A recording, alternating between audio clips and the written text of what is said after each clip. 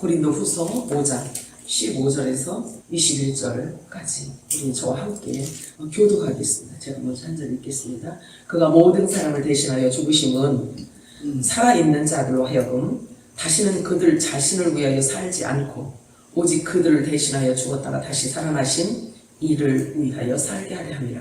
그러므로 우리가 이제부터 어떤 사람을 육신을 따라가지 않는다. 비록 우리가 그리스도 육신을 따라가지만 이제부터는 그것이 진리는 그런즉 누구든지 그리스도 안에 있으면 새로운 피조물이라. 이전 것은 지나갔으니 보라 새 것이 되었도다. 모든 것이 하나님께 속하시며 그가 그리스도 말미암아 우리를 자기와 공급시키고 또 우리에게 공급하는 직분 주셨으니 곧 하나님께서 그리스도 안에 계시사 세상을 자기와 화목하게 하시며 그들의 죄를 그들에게 돌리지 아니하시고 화목하게 하는 말씀을 우리에게 부탁하셨느니라. 그러므로 우리가 주를 의심하여 하시니 되어 우리를 통하여 이를 자녀 보시듯이 그리스도를 대신하여 간청하니 너희는 하나님과 다 같이 하나님이 죄를 알지도 못하신 이를 우리를 대신하여 죄로 삼으신 것은 우리로 하여금 그 안에서 하나님의 의가 되게 하려 하십니다. 아멘. 말씀 자체를 가지고 우리가 성령의 음성으로 들었습니다. 마라나타 세 번 외칠까요? 마라나타, 마라나타, 마라나타. 아멘. 오늘도 성령께서 교회들에게 하시는 음성이 여러분들에게 들려지기를 주님의 이름으로 축복합니다. 오늘 읽은 본문 말씀 가지고 그리스도를 대신한 사신이라는 제목으로 우리 함께 은혜를 나눠보도록 하겠습니다. 신약 서신서를 보면 사도 바울이 전한 복음서들을 보게 되면요, 전부 다 첫 언약과 새 언약, 즉 율법과 복음으로 하나님의 모든 의를 드러내는 그런 메시지임을 알 수 있습니다. 복음과 율법에 대한 실체를 모르면 사도 바울이 전한 이 복음서는 이해가 되지 않아요. 그러므로 우리는 계속해서 첫 언약과 새 언약의 실체를 계속해서 확인하고 우리가 또 드러내야 되고 그래야 되는 것입니다. 이것이 바로 본질을 다루는 것이에요. 본질을 다루는 것입니다. 그래서 율법과 복음 매우 중요합니다. 그래서 오늘 말씀, 누구든지 그리스도 안에 있으면 새로운 피조물이라. 이전 것은 지나갔으니 보라 새 것이 되었도다 라고 말하고 있는 거예요. 이전 것이 지나갔다라고 말하는 것은 첫사람 아담의 혈과 육의 사람을 말하고 있어요. 그리고 새로운 피조물이 되었다라는 말은 율법 아래에서 종노릇하며 후견인을 두고서 아무런 주권 행사도 하지 못하던 그런 의문의 문서를 다 폐기하고 새 언약의 중보자로 오신 예수 그리스도의 영으로 인침을 받고 도장을 받고 그리고 나니까 분명한 정체성을 회복하였다라는 말이에요. 바울은 율법을 일컬어서 의문의 문서라고 말하고 있어요. 의문의 문서.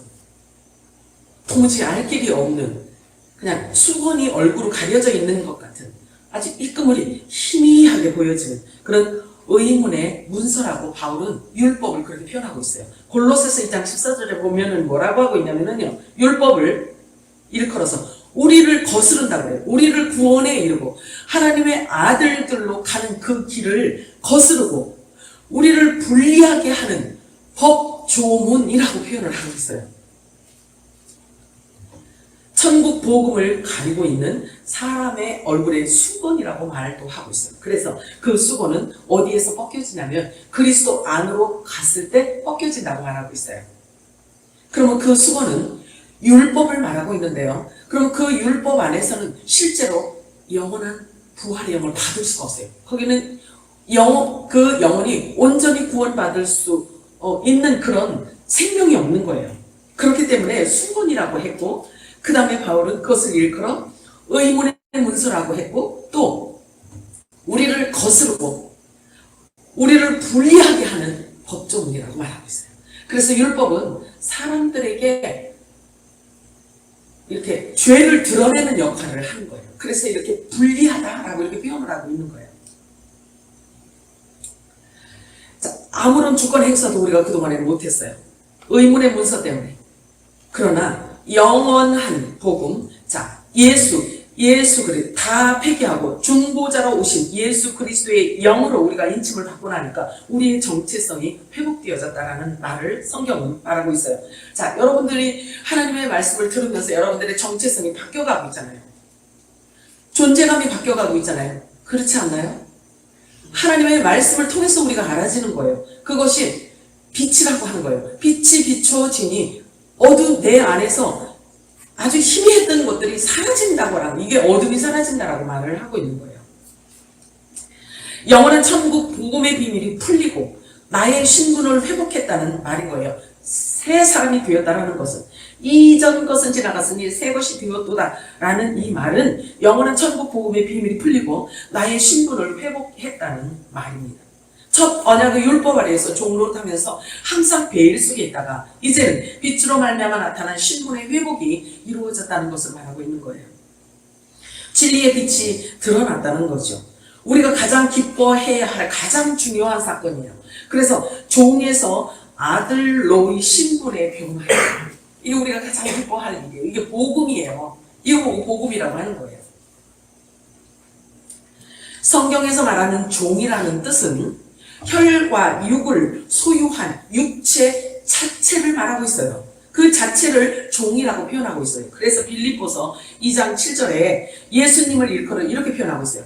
자기를 비워 하나님을 비워, 본래 그분은 하나님이었는데 자기를 비워서 종의 형체를 가지사 사람의 몸을 입으셨다라고 했어요.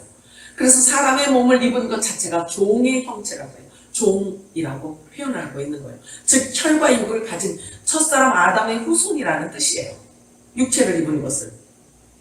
그런데 새로운 피조물이라는 뜻은 이제는 흙에 속한 자가 아니고 첫사람 아담의 유전자를 받은 그런 존재가 아니고 하늘로부터 영원히 썩지 않는 씨로 다시 재창조된 자들이라고 표현을 하고 있는 것입니다. 이 말씀이 믿어지는 자가 바로 아들의 유전자를 갖고 있는 자라는 거예요. 믿어지시나요? 하늘로부터 영원히 썩지 않는 씨로 다시 재창조된 자, 이들을 일컬어 거룩한 씨라고 하래요. 그래서 성령께서 오시면은 이들과만 연합을 할 수가 있는 거예요. 본질이 같지 않은 자와는요, 성령 하나님께서 거룩한 하나님이시잖아요. 성령이 거룩한 하나님이시기 때문에 본질이 같지 않은 자들과는 연합을 할 수가 없어요. 연합을 이룰 수가 없는 거예요. 그래서 아들의 유전자를 갖고 있는 자라야 성령 하나님께서 임하셔서 아들의 도장을 찍어줘요. 네가 하나님의 아들이구나를 도장을 찍어주는 거예요. 자, 요한복음 1장 11절에서 13절 읽어볼까요? 시작. 자기 땅에 오매 영접하지 아니하였으나 영접하는 자, 곧 그 이름을 믿는 자들에게는 하나님의 자녀가 되는 권세를 주셨으니 이는 혈통으로나 육정으로나 사람의 뜻으로 나지 아니하고 오직 하나님께로부터 난 자들입니다. 아멘. 예수 그리스도가 믿어지는 자를 일컬어서 이렇게 표현하고 있는 거예요. 하나님께로부터 나음을 입은 자, 하나님께로부터 보냄을 받은 자, 하나님께로 난 자라고 표현하고 있는 거예요. 이렇게 설교를 잘하는지 못하는지 이런 거를 보려고 하지 마시고요. 내용 자체가 여러분들의 영생이고 생명이고 부활이에요. 너무나 분명하고 확실한 이와 같은 사실은 우리는 왜 그동안 보지 못했을까요? 아니, 더 정확한 표현으로 말한다면 왜 그동안은 우리가 이 말씀이 깨달아지지 않았을까요? 왜 깨달아지지 않았을까요? 물론 정해진 때가 아니었기 때문이라고 우리는 생각을 합니다. 이제는 이와 같은 놀라운 사실이 드러난 이상 마귀는 더 이상 이 진리를 우리에게서 가릴 수가 없게 된 거예요. 우리는 하나님께로부터 난 자라는 이 사실을 사단이 더 이상은 가릴 수가 없어요. 이미 드러났기 때문에. 우리는 이미 만세전부터 하나님의 소유였던 자들로서 이 땅에 보내진 자들이에요. 예수 이름을 담을 그릇으로 보내졌어요. 하나님의 말씀을 담는 그릇으로 우리는 이 땅에 보내진 자들인 거예요. 놀라운 일이 아닐 수가 없어요. 그런데 이와 같은 사실을 모르게 하려고 사단 마귀 귀신은 온갖 계략과 거짓으로 우리를 속여왔던 거예요. 우리의 생각을, 우리의 혼을 잡고 있었다는 얘기예요. 끊임없이 정죄했죠, 사단은. 그리고 조롱하고 무시하고 자존감을 발로 짓밟아 놓고 보이는 환경과 육신의 정욕, 안목의 정욕, 일생의 자랑거리로 유혹하고 다른 사람들과 비교하게 하고 그래서 다른 사람들보다 부족해 보이면 길을 팍팍 죽이고 자존감을 짓밟아버리고 사람들을 아주 참담하게 만들고 무기력하게 만들었어요. 이 사단이 우리의 혼을 잡고 그렇게 미혹했던 거예요. 그렇게 만들어서 우리의 본질적인 영적 신분을 망각하게 했고 말씀이 보이지 않도록 했고 보아도 보지 못하고 들어도 깨닫지 못하게 해서 결국 우리의 신분을 알아내지 못하도록 거짓과 무지로 연막탄을 항상 뿌려놓았던 거예요. 이게 사탄의 짓이었어요. 우리의 혼이 귀신이 우리의 혼을 잡고 그렇게 보지 못하고 깨닫지 못하고 알지 못하고 어둠으로 계속 우리에게 연막탄을 뿌려놓았던 거예요. 마귀는요, 우리가 영적인 눈이 열리기 시작하면 참 기이해요. 귀신은 귀신같이 알아요. 저와 여러분이 진리의 말씀을 깨닫지 못하고 그냥 멍하니 앉아있는지 아닌지를 알아요. 아주 귀한 사실을 제가 알게 됐는데요. 마귀는 우리가 영적인 눈이 열리기 시작하잖아요. 그러면 아주 기분 나빠하면서도요. 어쩔 수 없이 떠나버려요. 어쩔 수 없이 떠나요. 왜냐하면 더 이상 속지 않을 것을 알기 때문에 그래요. 그러므로 예수님께서 말씀하신 대로 나중 형편이 더 나빠지지 않으려면 진리의 말씀, 영생의 말씀을 부지런히 읽고 묵상하고 기억하며 먹고 또 먹고 또 먹고 되새김질을 항상 해야 돼요. 감각 가지고는요, 느낌 가지고는요, 사단을 이길 재간이 없어요. 성경은 하나님을 투기장이라고 표현하고 있어요. 그릇을 만드시는 분으로 표현하고 있습니다. 그래서 사람을 그릇으로 표현하고 있는 것이에요. 본래 하나님께서 사람을 지으실 때는요, 목적이 있어요. 그 목적이 뭐냐면 그 사람 안에 하나님을 담기 위해서 사람을 만드신 거예요. 하나님의 말씀을 담기 위해서 사람을 만드셨어요. 그 안에 예수 이름을 담기 위해서 만드신 거예요. 자, 그래서 창세기는 그렇게 말씀하고 있어요. 하나님의 모양과 형상대로 지었다라고 표현하고 있는 거예요. 하나님의 모양과 형상대로 지은 이유, 하나님을 담기 위해서 만드신 거예요. 물론 처음에는 모든 사람이 다 혈과 육을 갖고 육신의 부모를 통해서 이 땅에 태어나게 됩니다. 육신의 몸을 갖고 이 땅에 태어나게 돼요. 첫째는, 자, 그런데 고린도전서 15장 44절에 49절 읽어볼까요? 시작. 육의 몸으로 신고 신령한 몸으로 다시 살아나나니 육의 몸이 있은즉 또 영의 몸도 있느니라. 기록된 바 첫사람 아담은 생명이 되었다 한것 같이 마지막 아담은 살려주는 영이 되었나니 그러나 먼저는 신령한 사람이 아니요 육의 사람이요 그 다음에 신령한 사람이니라. 첫사람은 땅에서 났으니 흙에 속한 자이거니와 둘째 사람은 하늘에서 나셨느니라. 무릇 흙에 속한 자들은 저 흙에 속한 자와 같고 무릇 하늘에 속한 자들은 저 하늘에 속한 이와 같으니 우리가 흙에 속한 자의 형상을 입은 것 같이 또한 하늘에 속한 이의 형상을 입으리라. 아멘. 바울은 너무나 정확하게 알았어요. 땅에 속한 자인지 하늘에 속한 자인지를 너무나 잘 알았어요. 정확하게. 계시가 임하였기 때문에 알았던 거예요. 그리고 율법의 대가였던 바울이 율법 가지고는 결코 구원받을 존재가 한 명도 없다라고 아예 선언을 해놓고 있어요. 그것을 그렇게 정확하게 깨달았던 바울이 예수 그리스도로 말미암아 지체가 된 자들의 그 존재가 어떤 존재인지를 알아버린 거예요. 신령한 존재라는 것을 이미 알아버린 거예요. 그래서 이방 교회들에게 저와 여러분에게 이거를 메시지를 주기 위해서 쓴 거예요. 그래서 율법을 우리들에게 먼저 준 게 아니고요. 이렇게 복음으로 우리를 자, 율법이 임하면요, 우리 죄를 깨달아지잖아요. 그죠? 깨달아지는데, 그러면 율법을 통해서 우리가 알 수 있는 것은, 나는 불가능한 존재구나. 나는 부활해서 올라갈 수 있는 그런 존재가 못 되는구나. 이것을 계속 정죄를 하잖아요. 율법은요. 그런데, 복음은요, 어느 순간, 우린 그렇게 육의 사람처럼 이렇게 살아왔어요. 종로로 타면서, 사망의 종로로 타면서. 그래서 두려움에 떨었어요. 사망의 종로로 타니까. 왜냐면, 이 땅을 하나님께서 사단에게 내어준다고 합법적으로 내어준 상태란 말이에요. 그렇기 때문에 주인 행사를 한 거예요. 우리에게도 주인 행사를 했고요. 우리가 어떤 존재인지를 보지 못하게 한 거예요. 그러니까 어둠에 우리가 앉아있는 상태이기 때문에 두려움이 율법 아래에 있는 자들하고 똑같은 두려움을 느끼게 한 거예요. 모르니까. 그런데 빛에 의해서 이 우리의 신분이 드러나잖아요. 그럼 안 속지. 안 속는 거예요. 그래서 예수님께서 십자가에서 단번에 이루신 이 복음, 단번에 이루신 이 구원 우리에게 임하는 거예요. 자, 그러면 이 말씀이 깨달아진 때부터 이제 우리는 있잖아요. 성장하기 시작하는 거예요. 존재 자체가 다르단 말이에요. 본질 자체가 다른 상태에서 성장하게 되는 거예요. 그래서 하늘로부터 내려주시는 그 생수를 먹어야지만 이제 되는 거예요. 그 생수로 자라게 되어 있어요. 끝까지. 자, 그래서 분명히 성경은 말씀하고 있어요. 약속된 자들에게 성령이 임한다라고 말씀하고 있어요. 영접하는 자, 그 이름을 믿는 자들에게는 하나님의 자녀가 되는 권세를 주신다고 말씀하셨어요. 아무나 믿어지지 않는다는 거죠. 율법 아래에 있는 자들도 말은 믿는 것 같아요. 그러나 하나님은 보고 계셔요. 하나님은 아신단 말이에요. 그래서 성 영적으로 해석하는 거 보셨죠? 막 두들겨 팬다고 했잖아요. 율법만 계속 전하는 걸 일컬어서 그 선생이 내 자녀들을 두들겨 팬대요. 성경에서 목사들이 성도들을 두들겨 패는 거 보셨나요? 근데 하나님께서는 성경을 그렇게 표현하고 있어요. 성경이 그렇게 기록하고 있어요. 그리고 이렇게 눈이 멀었다. 성경에 장님이 장님을 인도하면 다 음부로 빠진다 이렇게 표현을 하고 있어요. 그죠? 그런데 하나님 말씀을 전하는 그 정말 그 훌륭하고 정말 이렇게 유명하신 분들 이렇게 눈 감고 설교하는 거 보셨나요? 없잖아요. 근데 하나님께서 그렇게 표현하고 있어요. 하나님이 보시는 관점, 이 영적인 관점이 그렇게 다른 거예요. 그래서 우리 육은 무익하다 이렇게 표현하고 있어요. 육은 무익하다. 아무 소용이 없다는 거예요. 부활할 수 있는 이 거가 신령한 몸을 입는 데는 아무 필요가 없다는 거예요. 육은 아무 필요가 없다요.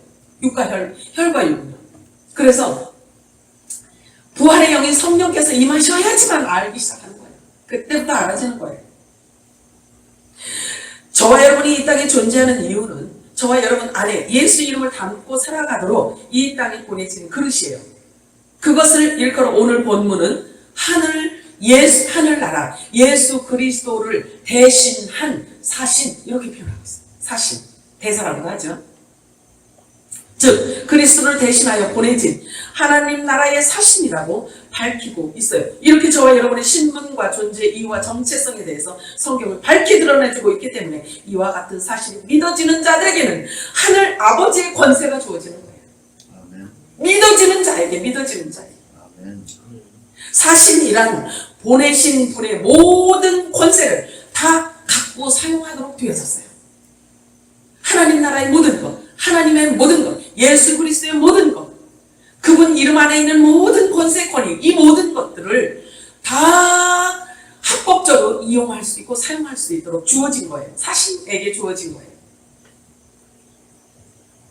여러분 이 말씀 들으면 어떤 생각이 드는지 모르겠어요. 어떠세요? 자, 그렇게 성령께서 오셔서 하나님의 아들이라고 인쳐주시고 그리스도와 연합된 한 몸을 이루게 하셔서 마지막 때 하나님 나라의 완성을 향해서 모든 강력한 능력을 우리들에게 부어주신다라는 것이 마지막 때 약속이에요. 하나님께로부터 보내심을 받은 예수의 이름으로 오시는 보혜사 성령, 즉 아들의 영이 임하시게 되면 하늘로부터 다시 태어남을 입게 된 자로 구별되어서 새로운 피조물이다라고 불리워지는 거예요. 그것은 썩지 않을 거룩한 씨, 말씀으로 다시 태어나는 것을 말해요. 이렇게 거룩한 씨로 하늘로부터 다시 태어난 새로운 피조물이 되면 아주 다양하면서도 아주 많은 대체어가 붙어 다녀요. 그래서 신령한 사람이 되는 거예요. 신령한 사람이기 때문에 대체어가 그에게 많이 붙어 있어요. 많이 붙어 있어요. 이 대체어가 뭐냐면 성경 전체적을 통해서 이야기를 하고 있어요. 다 제가 말씀드릴 수는 없지만 하나님의 아들이라는 대체어가 붙어요. 후사, 그리고 왕같은 제사장, 멜기세덱의 반차를 쫓는 자, 예수님의 지체, 그리스도의 신부, 만물을 소생케 하는 생명나무 실과, 저와 여러분이 생명나무 실과예요. 하늘 보좌 우편 12사도의 이름에 연합된 자, 하나님의 집, 하나님의 밭, 좋은 씨, 천국의 아들들, 하나님의 성전, 빛의 아들들, 요셉의 한단, 바알에게 무릎 꿇지 않은 7천인, 이스라엘의 12지파를 심판할 자, 그리스도의 영광에 동참할 자, 의의 직분자, 화목의 직책을 맡은 자, 새로운 피조물, 첫째 부활의 열매, 하늘 총회에 들어갈 자, 이렇게 우리들에게 수식어가 붙어 있어요. 아멘. 오늘 본문에서 말씀하고 있는 예수 그리스도를 대신한 이 하늘의 사심이라는 이 대체어까지 붙어 있어요. 그리고 예수 그리스도의 몸된 지체. 즉 교회들에게 이렇게 수많은 대체어가 붙어 다닌다는 것은 우리가 얼마나 중요한 존재인지에 대해서 또 한 번 각인시켜 주는 거예요. 여러분 중에 지금 무슨 고민이 있으신가요? 무엇이 여러분 마음을 힘들고 두렵게 하고 있나요? 여러분에게 붙어있는 이 수식어를 계속해서 기억하고 암기하시기 바랍니다. 아멘. 우리의 생명을 영원히 보호해 주실 분은 하나님 외에는 없어요. 아멘. 우리의 피난처는 오직 예수 그리스도이심을 아시기 바랍니다. 아멘. 우리의 진정한 백신도 예수 그리스도뿐이에요. 아멘. 여러분의 영적인 성장과 견고한 믿음을 위해서 항상 여러분의 신분에 대한 말씀을 묵상하시기 바랍니다. 아멘. 혈과 육은 하나님의 말씀을 항상 거부하기 때문에 영적인 양식은 저절로 되어지는 게 아니에요. 저절로 먹어지는 게 아니에요. 계속 반복과 습관이 필요해. 이거 보고 영적인 훈련이라고 하는 거예요. 끊임없이 훈련이 필요합니다. 그래서 그 훈련되어지고 연단되어진 지각을 사용해서 하나님은 사신의 직분을 감당할 수 있도록 해주시는 것입니다. 누구든지 그리스도 안에 있으면 새로운 피조물이라 보라 새 것이 되었도다.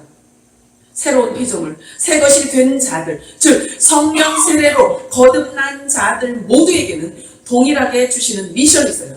미션이 있어요. 그리스도를 대신해서 사신이 되는 거예요.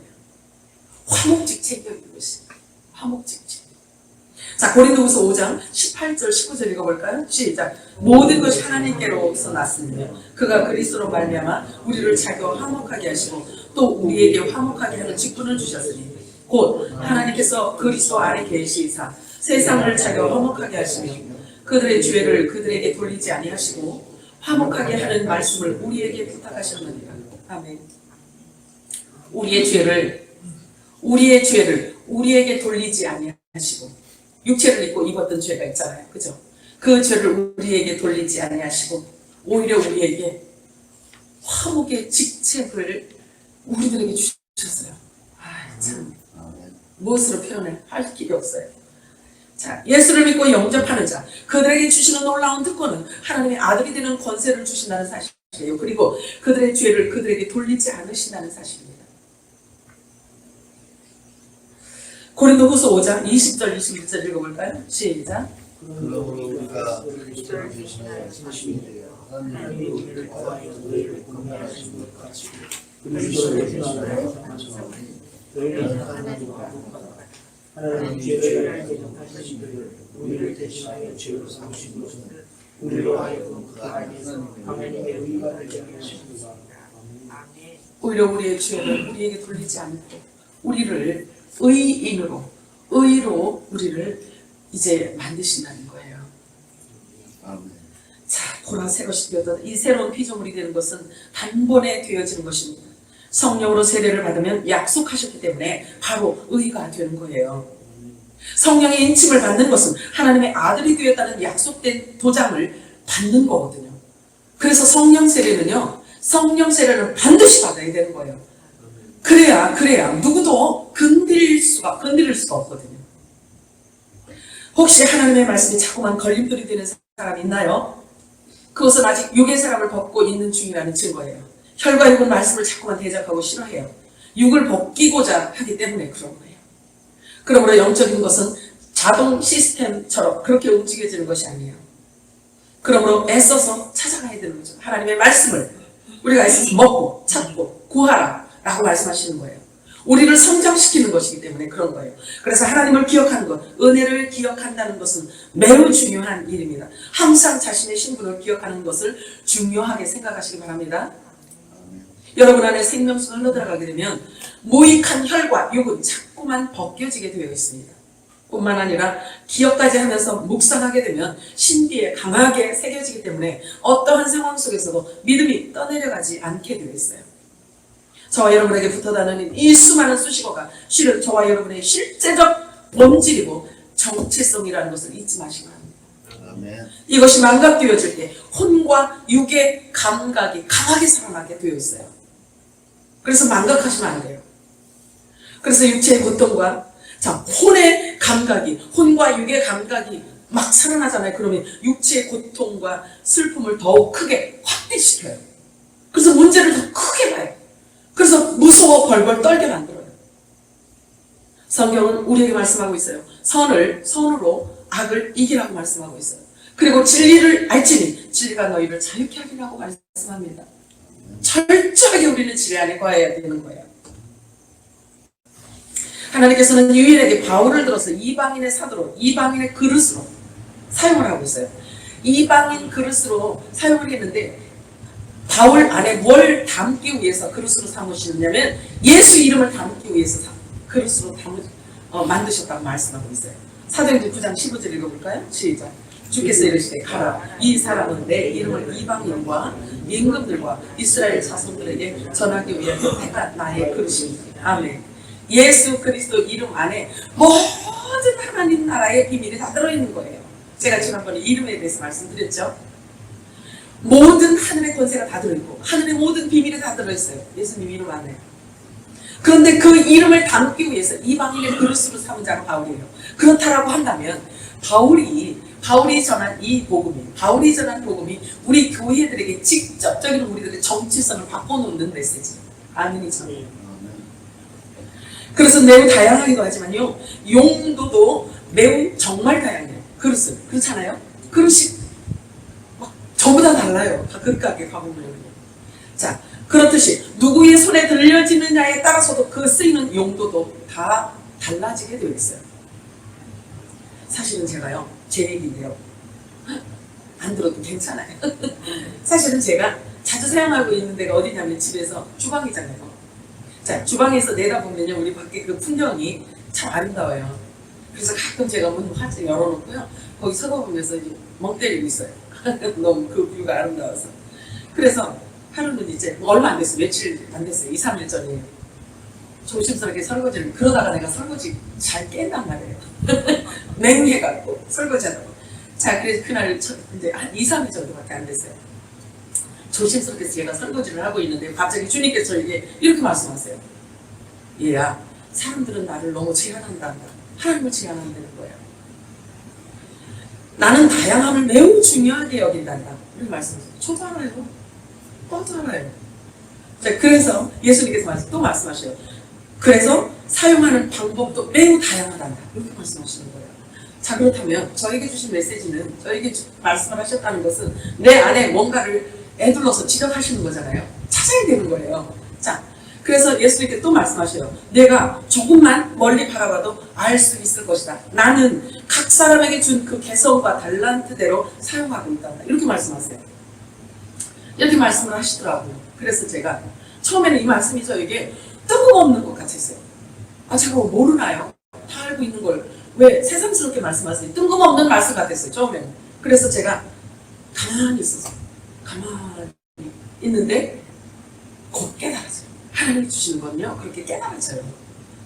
깨달아지는데요, 뭘 저에게 애둘러서 저를 깨닫게 하시냐면요, 저의 편협함을 깨닫게 지적하시는 거예요. 애둘러서 인격적으로 놀라지 않게. 그리고 하나님은요, 기분 나쁘게 안 하세요. 참 신기하세요. 인격적으로, 그리고 애둘러서 저를 표현해 주시는 거예요. 네 안에 편협함이 있다는 거죠, 내 안에. 그런데 제가 고백할지인데, 고백을 해요. 고백을 하는데 하나님께서 그거를 애둘러서 저에게 알게 하시는 거냐면요, 하나님의 말씀을 왜 모두 이렇게 깨닫지를 못하지? 이런 게 있었어요, 저에게. 이 편협함. 그랬더니 주님이 저에게 아주 살짝 건드리신 거예요. 그렇게 살짝 은혜로 주신 거예요. 말씀을 깨달은 것은 은혜로 주신 거예요. 은혜로. 자, 근데 저도 그런 생각이 들더라고요. 자, 이런 깨달음을 주신 것은 제가 어디로 이렇게 확장이 되어져 가냐면요, 아, 특별히 한국 사람들은요, 머리가 굉장히 커요. 무슨 얘기냐면, 하나님의 말씀을 이렇게 종교적으로, 혼적으로 너무나 많이 받아먹은 상태이기 때문에 머리가 막 가분수예요. 그렇기 때문에 그 은혜를 입혀주어지만 됐다는 거죠. 그런데 이 방법만이 하나님의 방법은 아니라는 거예요. 그걸 나한테 주시는 거예요. 그러니 제가 이제는 할 말이 더 없죠. 사실은 평소에 내가 이렇게 뭐라고 그러지? 조금 고지식해요. 이렇게 조금 고지식해요. 근데 하나님께서 그것을 이렇게 깨라고 하시는 거예요. 그것을 열어놓고 품고 있지 말라는 거예요. 그 고지식함은요, 유익이 없어요. 그 고지식함은 율법적으로 자꾸 굳어지기 때문에 그래요. 그래서 그것을 하나님이 깨는 역할을 아주 애둘러서 아주 조심스럽게 저에게 그렇게 해주셨어요. 아유, 예수님 만세! 한데 예수님이 와서 쥐어박았으면 저는 여기 오늘 못 써. 자, 그래요. 자, 그런데 참 귀한 걸 제가 경험을 했어요. 주님께서 내가 상식적으로 알고 있는데도 불구하고 주님께서 이렇게 말씀해 주시니까요, 저의 모든 영과 혼과 육이 정지 상태가 되어버렸어요. 완전 정지 상태로 들어가는 것처럼 이런 그런 경험을 하게 됐어요. 그래서 모든 것이 멈춰지는 그런 느낌을 받았어요. 그렇게 되면, 그렇게 하고 나서 어떤 변화가 저에게 있었냐면요, 하나님의 신선한 바람이 왔어요. 하나님의 신선한 바람이 내 안에 이렇게 불어오니까요, 어떤 생각이 드냐면요, 생각의 세계가 바뀌어요. 생각의 세계를요, 아주 강력한 청소기로요 확 빨아버린 것 같아요. 완전히 제거한 것 같은 그런 느낌. 마음에도 신선한 바람이 들어왔어요. 그리고 모든 것들이 새롭게 다 점검되어지는 그런 경험을 하게 됐어요. 새로워지는 신선한 바람이 불어지는 걸 느꼈어요. 하나님, 그래서 제가 여기 와서 기도할 때마다 항상 그래요. 그 신선한 바람을 우리 교회 예배드린 우리 성도들 모두에게 다 부어달라고 제가 그런 기도를 해요. 주님이 오셔도 저 놀라지 않을 테니까 주님 오셔요. 내가 맨날 그 기도를 하잖아요. 내가 못 봐도 여러분들이 먼저 볼 수 있으니까 기대하신 거예요. 그렇게 기쁨의 영이 임하는 그런 경험을 제가 하게 되었어요. 자, 하나님께서 우리들을 고치시는데요, 우리 습관을 고치고 우리가 잘못된 습관을 고치는데도 불구하고요, 이렇게 기쁨의 영으로 하나님이 넣어주시면서 바꾸시더라는 얘기예요. 그러니 우리가 사람들이 잘못된 것을 정지할 때 얼마나 사람들이 상처를 받겠어요. 그죠? 근데 하나님이 이런 방법으로 일을 하시는 거예요. 신선한 기름을 부어주면서 그거를 바꿔가기를 원하시는 거예요. 깨닫게 딱 되어지니까 신선한 바람이 확 생각 세계를 완전히 다 바꾸는 거예요. 근데 나는 그대로인 것 같잖아요. 난 그대로인 것 같아요. 이렇게 그잖아요. 수사님 봤잖아요. 밥 해주고 청소하고 이런 게 다 똑같은데, 근데 이 기쁨의 성령께서 오셔서 기름을 부어주니까요, 그렇게 신선하게 바뀌더라는 얘기예요. 하나님께서는 각 사람들을 만드실 때 그 반드시 각자에게 그 역할을 주셨어요. 그 역할을. 자, 예레미야 18장 6절 한번 읽어볼까요? 시작. 여호와의 말씀이니라. 이스라엘 족속아, 이 토기장이가 하는 것 같이 내가 능히 너희에게 행하지 못하겠느냐? 이스라엘 족속아, 지극히 토기장이의 손에 있음 같이 너희가 내 손에 있느니라. 아멘. 바울은 모든 범사에 하나님의 절대적 권위에 항상 순복한 자예요. 그는 육이 완전히 죽은 자였어요. 자기가 표현하잖아요. 육은 완전히 죽고 이미 영원한 생명, 천국 생명을 자기가 그 향내를 맡으면서 지금 살고 있다. 이미 지금 살고 있다는 표현하고 있잖아요. 우리도 그런 삶을 살아내야 돼요. 아멘이죠? 로마서 9장 21절 읽어볼까요? 시작. 토기장이가 지는 한덩이로 하나는 귀 있을 그릇을, 하나는 천이 있을 그릇을 만들 권한이 없느냐? 하나님을 토기장이라고 말씀하고 있어요. 그래서 저와 여러분을 그릇으로 만드시는, 빚어 만드시는 하나님이신 거예요. 디모데후서 2장 20절 읽어볼까요? 시작. 큰 집에는 금그릇과 은그릇뿐 아니라 나무그릇과 질그릇도 있어 귀하게 쓰는 것도 있고 천하게 쓰는 것도 있나니. 아멘. 천하게 쓰는 그릇도 하나님이 만드신대요. 저와 여러분은 하나님 손에 들려진 귀하게 쓰임받는, 아주 귀하게 쓰임받는 금그릇이 되기를 축복합니다. 자, 바울이 전한 모든 복음은 옛 언약과 새 언약, 즉 율법과 복음에 대한 하나님의 모든 의를 다 드러내줬어요. 율법과 복음에 대한 하나님 나라의 모든 의를 다 드러내주고 있어요. 바울의 서신은. 그래서 율법과 복음에 대한 실체를 모르면 바울의 서신의 복음서를 이해할 수가 없어요. 신약 성경의 모든 서신서들은 전부 다 첫 언약과 새 언약에 대한 하나님의 모든 비밀을 담고 있어요. 왜 이방인의 사도로 부르심을 받았는지를 우리는 그래서 이렇게 알 수 있는 거예요. 그래서 하나님의 그 은혜에 감사할 수밖에 없는 거예요. 고린도후서 5장 15절에서 16절 한번 읽어볼까요? 시작.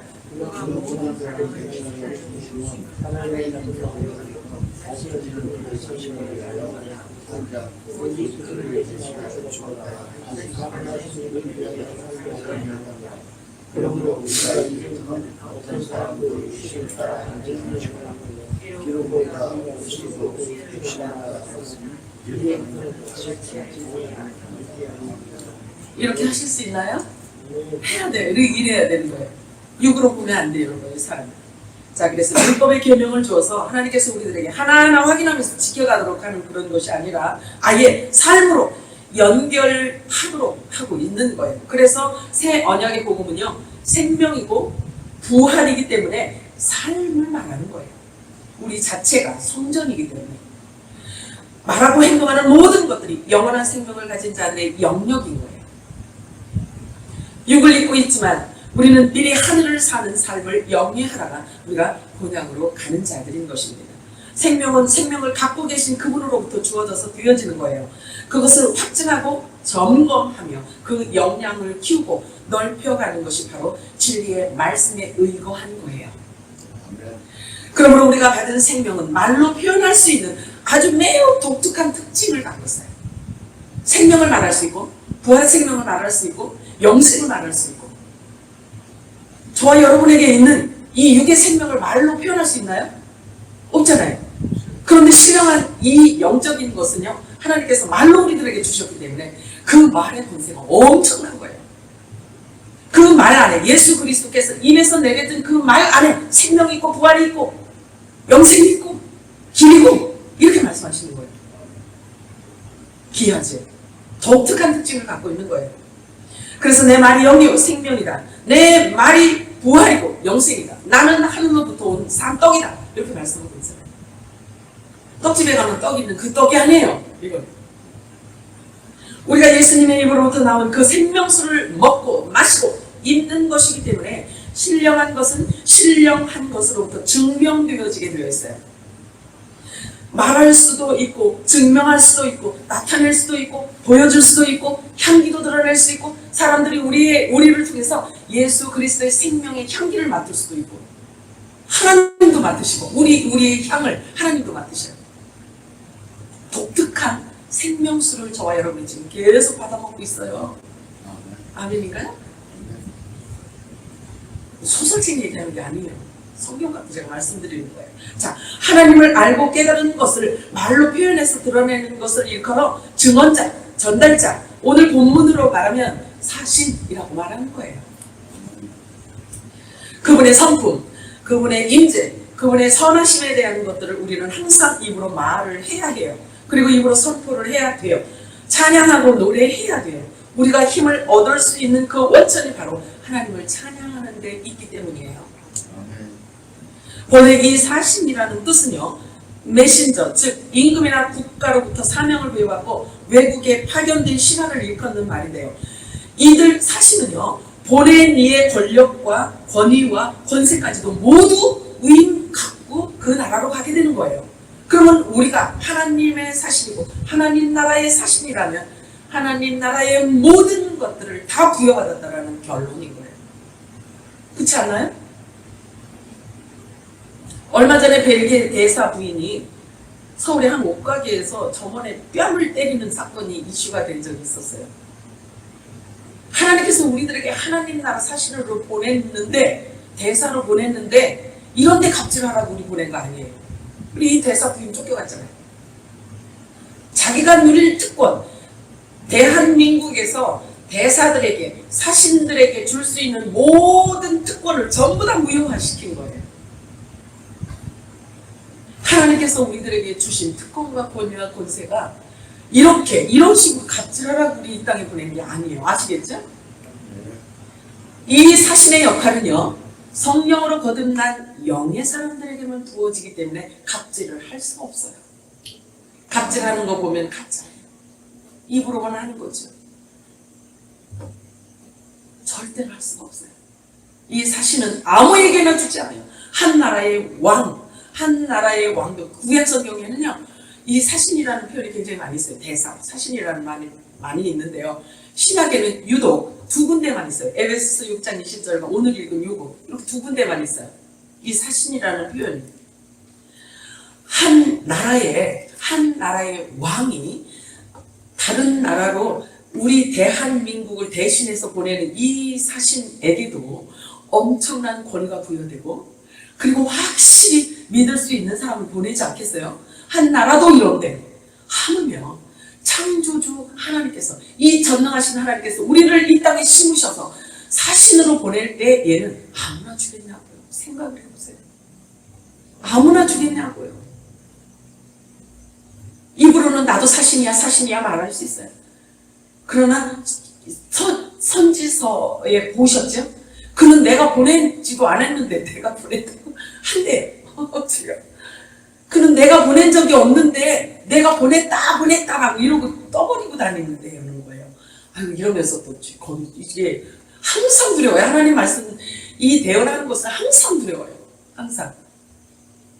그리고 말씀하세요. 뭐라고 말씀하시냐면, 그는 내 말을 도둑질해서 사용한다, 이렇게 말씀해요.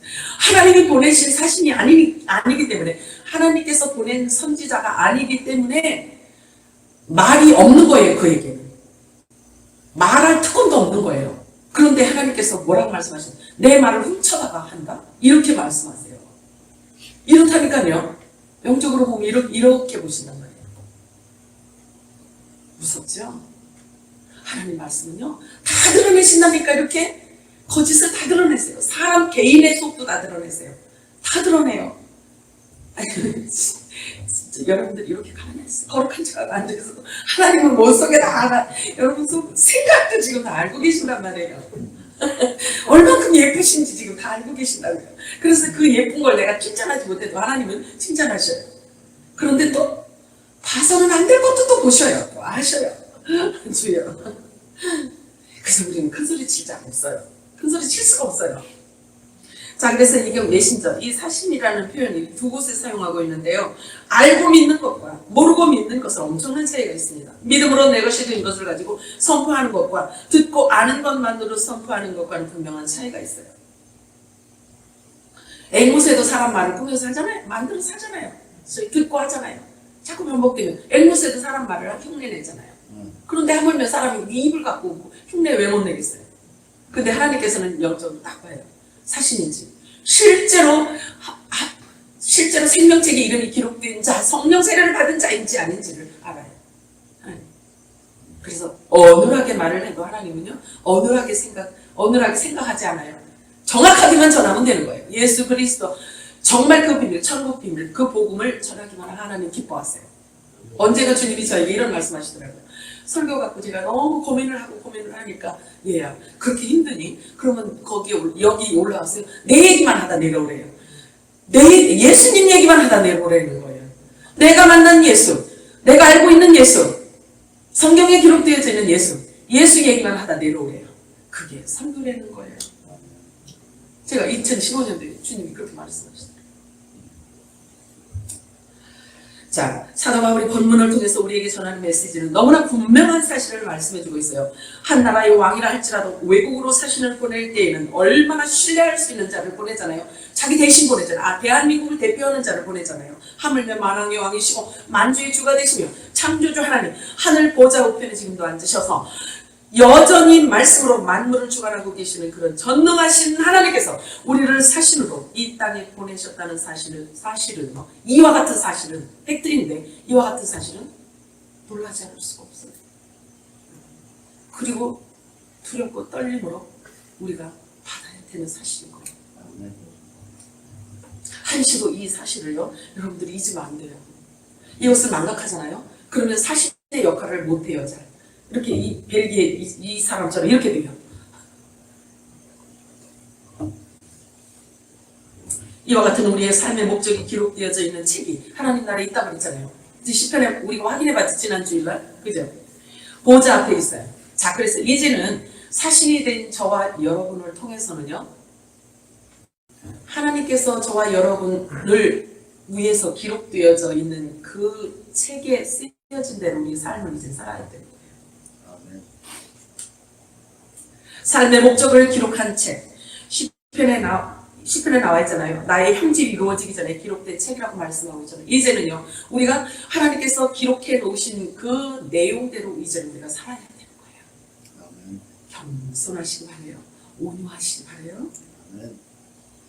이 책은 이미 영원전에 기록된 책이에요. 우리가 이 땅에 존재하게 되는 그 이유와 목적이 이미 기록되어 있다는 사실이죠. 그래서 주님의 눈이 그것을 보셨다고 했어요. 그 책을. 그러면 주님께서 그 책을 보셨다는 말은 확인하셨다는 얘기잖아요. 읽고 확인되어졌다는 얘기잖아요. 그죠? 자, 그렇다면 저와 여러분이 주님의 손에 들려져야 돼요. 그래야 그 내용대로 주님이 우리를 삶을 살도록 끌어가실 수 있기 때문에 그런 거예요. 주님이 보신 것으로 이미 책의 내용은 확인되어졌다는 사실이에요. 우리의 미래의 영역까지 보시면서 우리의 미래를 보셨다는 사실입니다. 우리에 관해서 주님께서 기록하셨으니 그 얼마나 완벽하고 아름답겠는가요? 생각할수록 너무 신나요. 이제는 우리의 모든 삶의 초점이 그리스도에게로 향해 있어야만 됩니다. 사신의 사명을 온전히 다 감당해야만 하기 때문에 그래요. 우리의 미래는 이미 주님께서 예비해 놓으셨으니 이제는 힘써서 그리스도의 증거자로 삶을 살아내야 할 것입니다.